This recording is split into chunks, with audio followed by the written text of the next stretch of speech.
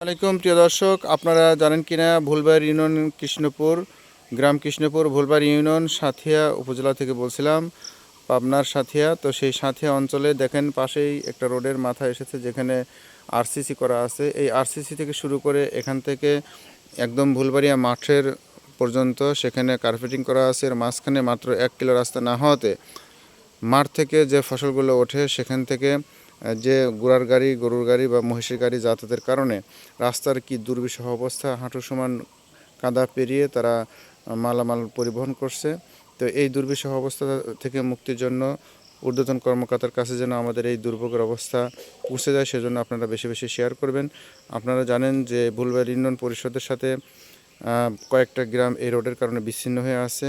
এদিকে ভুলবাড়িয়া ইউনিয়নের সাথে গ্রাম কৃষ্ণপুর, গণেশপুর, বায়নাপাড়া, চৌবাড়িয়া এবং ভিন্ন গ্রাম, এই কয়েকটা গ্রাম ভুলবাড়ি ইউনিয়ন পরিষদের থেকে বিচ্ছিন্ন আছে। দেখতে পাচ্ছেন মানুষের চলাচলের রাস্তাও একদম দুর্বিষহ অবস্থা, এদিকে গাড়িগুড়াও যেতে পারছে না। তো সব মিলিয়ে খুবই জনদুর্ভোগ অবস্থা বিরাজ করছে। এই অবস্থা থেকে মুক্তি পেতে অবশ্যই বেশি বেশি শেয়ার করবেন। ধন্যবাদ সবাইকে। আসসালামু আলাইকুম।